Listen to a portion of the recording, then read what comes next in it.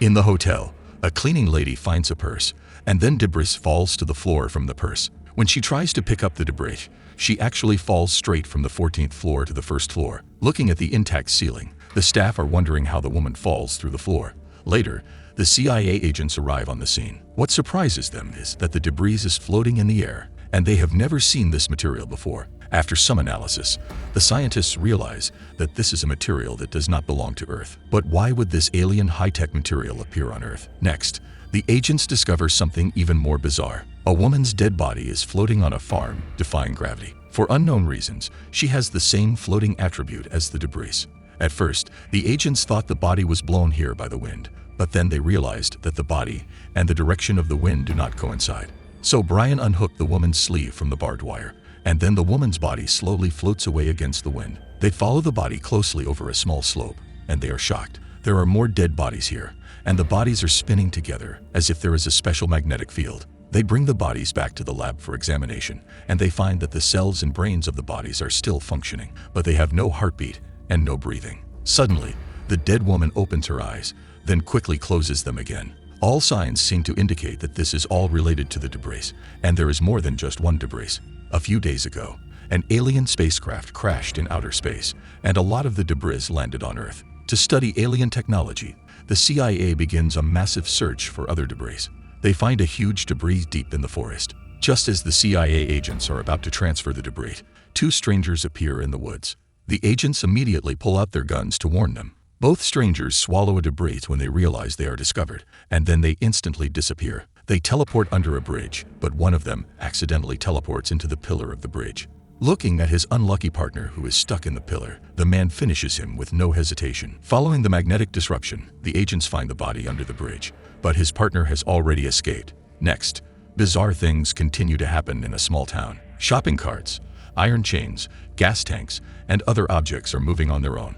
All the items made of metal are pulled by an invisible force, and then they are stacked around the town. A few hours later, the whole town has been circled by the metal objects. After evacuating the residents of the town, Agent Brian and Agent Finola enter the town to investigate. On the street, they spot a man, Eric, who is smashing the window of a car. They stop Eric, but Eric is very agitated and keeps talking nonsense. They try to ask Eric about the town's current situation, but Eric runs away when the two are not looking. The two split up to look for Eric. Finola chases him to an abandoned factory where she catches Eric. At the same time, Brian also catches Eric near a warehouse. Eric doesn't have a twin brother, so how could there be two Erics? They take the two Erics back for interrogation, and they find that both Erics have mental problems. Things are getting weirder. So Brian and Finola go to Eric's house for an investigation. They put on protective suits and then enter the house. In a room, they are not surprised when they find the huge debris. But when Brian enters another room, he finds a man who looks exactly like him. The two point their guns at each other, and just as the clone is saying some nonsense, Brian shoots the clone. Brian realizes that the debris in this house has the ability to clone people, and that the previous two Erics should both be clones. The question is, where is the real Eric? Just then, Finola finds blood in the garage, and Eric's car is missing. So they come to the metal circle around the town. Since the car is made of metal, maybe Eric and his car are here. Soon, they find Eric's car. Brian climbs up, and sure enough, the real Eric is in the car.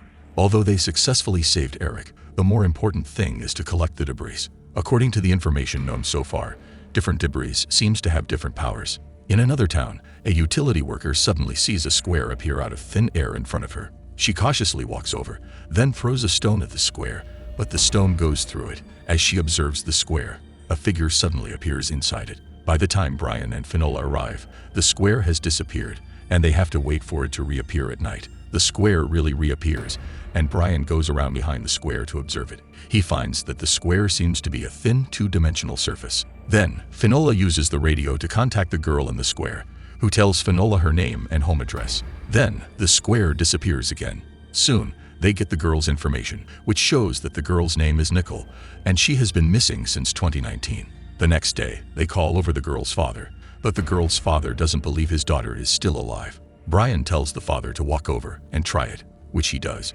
and then the square reappears as expected. Then, the father asks Nicole where she is now. Nicole says she doesn't know, and she's been looking for her dad for hours. Then she saw this square. Everyone is shocked, because Nicole thinks she has only been missing for a few hours when, in reality, she has been missing for 2 years. Just then, the square disappears again. They must find a way to get her out. By studying the debris, they have mastered the technology of using the debris to teleport items, such as chairs. So they move over a large piece of debris, and the square immediately appears. The people inside the square are clearly visible at this point, and Nicole touches the plane with her hand, but still can't get out. So the CIA uses the debris to hit the plane directly, opening a channel to the other space. Then, Finola holds Nicole's hand and pulls her out. With Nicole come out several other people. Some of them have been trapped inside for decades. This is a summary of the first 3 episodes of the TV show Debris. Go watch the show if you like it.